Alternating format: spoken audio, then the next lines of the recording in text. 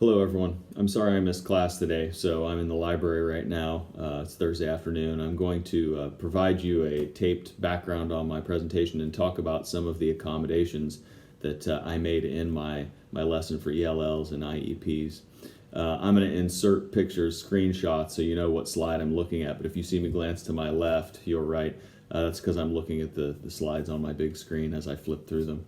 So first of all, this opening picture on making claims, this is an argumentative unit that's going to end with the production of an outline for a paper, and then the next unit will be actually students writing a formal argumentative essay. So we're starting where 8th grade left off. But to begin with, the picture I chose on making claims is Coke and Pepsi are globally recognized brands, so I don't have to explain that. And what I did is I found a picture of the Coke and Pepsi holding swords. So that indicates some sort of conflict. So I think when I bring up the word argument, it's got that Latin base for argumento, I believe. So the Spanish speaker should pick that up. But I think everyone will understand that we're talking about argumentation or conflict here. I'll ask at the beginning of class who prefers Coke and who prefers Pepsi, just a show of hands, and I think even the ELLs will get that. What I'm doing here is I'm starting with opinion, and then there's going to be opinion based backed up by fact, and that's actually how we form an argument. So I'm challenging their cultural ideas of argument. I'm bringing their real life experience in. It's Coke and Pepsi. It's things they know. They know basically what an argument is. They don't probably understand what an academic argument is, but that's a good starting place. And we're actually connecting their lived experience to schoolwork, and that's something Diaz, Rico, and Weed brought up, and it's called bridging. So that's my start. We'll go to slide number 2 is the learning targets and the language objectives. So the very simple learning targets, we're going to have them learn to make a precise claim. I'm going to explain what a thesis is. It's also on a vocabulary sheet. I'll be able to support my claim with reasoning and evidence, and that's something we'll do in group work. Group work's another SEDI strategy. It also works for IEPs. And then I'll be able to identify and list alternate or counterclaims, and that's something we're going to discuss on the dry erase board before we go to independent work and we switch to a new topic. But we're starting very simple. Language objectives. We want them to be able to explain what an argumentative claim is, what thesis is, the importance of supporting a claim with evidence or fact, or subject matter expertise, and defining an alternative or counterclaim, because a fair argument considers the counterclaims.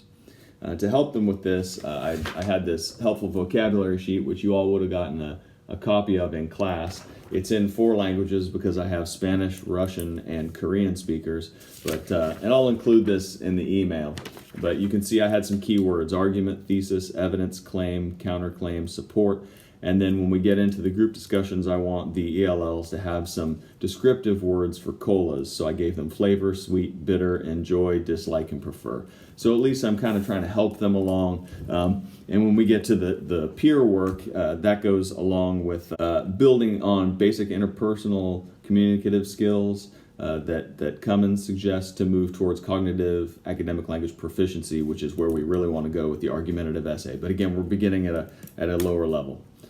Next slide has the key vocabulary. Now I've provided definitions here. Some of those may not be, they're all on the language sheet. So the ELLs would get those. But I'm going to go around the room and I'm going to have them provide what they think, their own definition of each of these is. And I think I'd hear some interesting ones for argument, because everyone has a different idea of what an argument is. It's usually heated.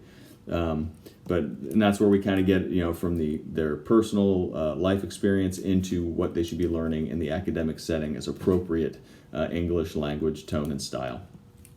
Next slide. What makes an argument effective or persuasive? You'll see on this slide, I kept it very basic. What is there? 3, 6, 9 words there. The 3 key words are precise, supported, and fair, and we will discuss those.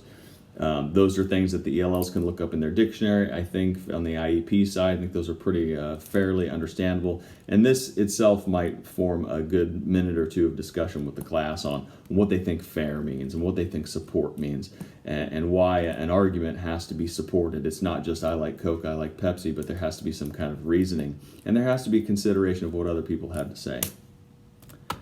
The next slide is entitled The Cola Wars. That red font there actually gives you a link to a YouTube video. I'll provide that as well in the email so you can watch it. It's 4.5 minutes, so I wouldn't have played this in class today. But what I did is I recorded some of the facts, and I would have given you that as a summary. So, for example, when it comes to caffeine, Pepsi's higher. When it comes to sugar, Pepsi is higher. When it comes to calories, Pepsi is higher. When it comes to Coke, or it comes to sodium, Coke is 3 times higher than Pepsi. So that's the one nutritional category where Coke doesn't do as well. When you talk about U.S. sales, Coke is higher. Global market, Coca-Cola has 51% of the global market compared to 22% for Pepsi. But interestingly enough, Pepsi does more gross sales every year. And you could go into that. I probably wouldn't with this class, but that includes a diverse line of products. Pepsi is a little bit more diverse, so they have more intake on global sales. And then originality. You know, if you want to claim that Coke's the original because it was established in 1886 and Pepsi is a copy, it was 12 years later, you could try to make that case. But in the video, they actually discussed there are some key differences between Coke and Pepsi. Pepsi doesn't contain the cola nut. It doesn't also contain coca leaf, which actually is still used in Coca-Cola. Colombian coca leaves are shipped to New Jersey where they are stripped of their drug content. And that's part of the secret formula for Coke that they won't divulge. Anyway, the video will give the students a lot to discuss in the warm-up exercise, which I'll switch to now.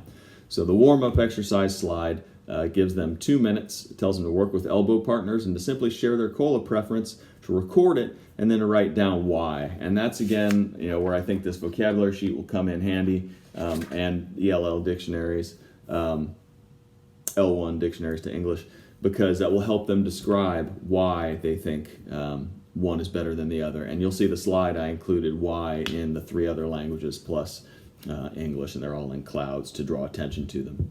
And again, I have a picture, so Sedai strategy, pictures and visuals and gestures should help. So that goes for 2 minutes, and they'll record their preferences. Then we'll have a class discussion of 10 minutes, and I'll actually write on the board. I'll take count. Who likes Coke? Who likes Pepsi? What are some of the really good reasons you heard? Why? And what are some of the counterclaims for those reasons? Now, what I would do in this part of the exercise is I would actually help the students along by circling the key descriptive words. So the adjectives, the adverbs, the descriptive words, some of which are here, and then this is a chance for them to use some of the facts that were in that Cola Wars video.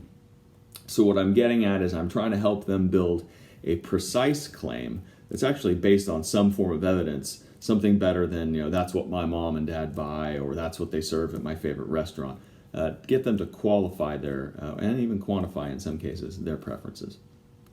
From that, we switch to independent practice, so I'll go to that slide. Letting them use their Chromebooks and the internet. They can do internet research. They can handwrite too. Want to give them some options. That should help the ELL crowd because they can use the internet to look things up, or personal dictionary. IEPs, they may prefer to actually type than write.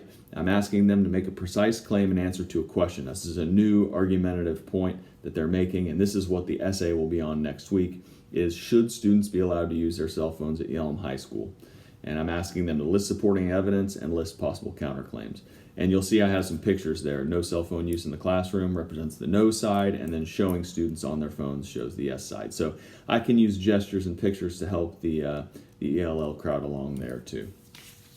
Independent practice is where the ELLs and the IEP students will have the hardest time. So hopefully I have a paraeducator, or maybe I could provide them some more L1 materials, more than this.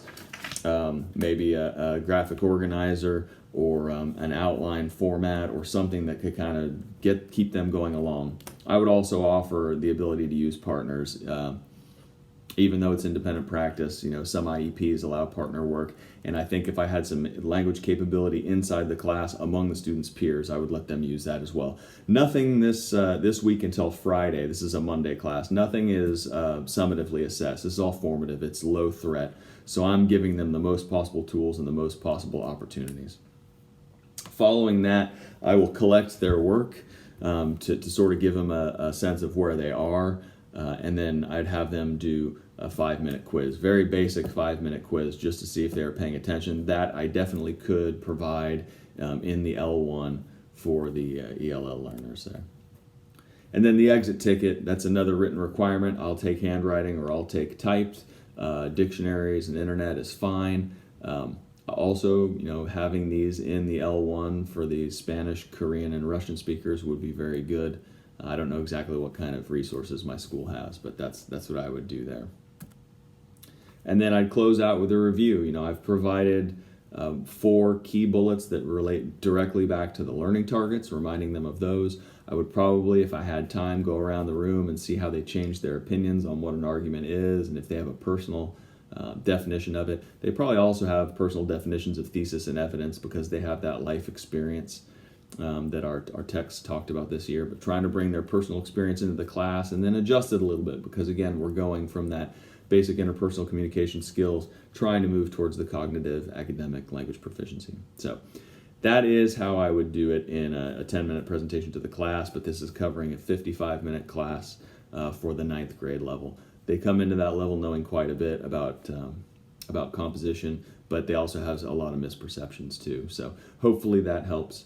Again, I'm sorry I missed class. I'm going to send you the vocabulary, and I'll give you a link to the YouTube video. It's kind of a neat video, 4.5 minutes if you want to watch it. And I hope everyone has a good week off, and I will see you in the fall. Thanks.